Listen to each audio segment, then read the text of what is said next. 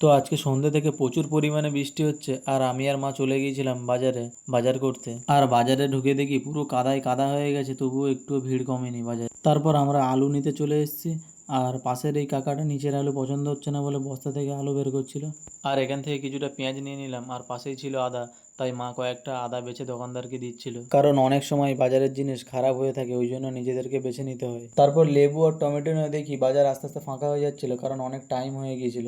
আর কুমড়ো নিয়ে এমন একটা জায়গায় চলে এসেছিলাম যে আর একটু বৃষ্টি হলে এখান থেকে সাঁতার কেটে যেতে হতো। তারপর মা এখান থেকে কিছুটা বেগুন নিয়ে নিল, আর সব কিছুই ঠিক ছিল, কিন্তু এই বাজারের প্লাস্টিকগুলো আমার প্রচণ্ড বিরক্ত লাগছিল, কারণ বেশিরভাগ জল সব আমার মাথায় লেগে যাচ্ছিল প্লাস্টিক থেকে। তারপর চলে গিয়েছিলাম আমরা মাছ নিতে, আর এখানে এত মাছ দেখে আমার মাথা খারাপ হয়ে যাচ্ছিল যে কোন মাছটা নেবো না না নেবো। আর এখানে কিন্তু ইলিশ মাছও ছিল, আর এই মাছটার নাম আমি জানি না, কিন্তু সাইজে অনেক বড় ছিল মাছটা।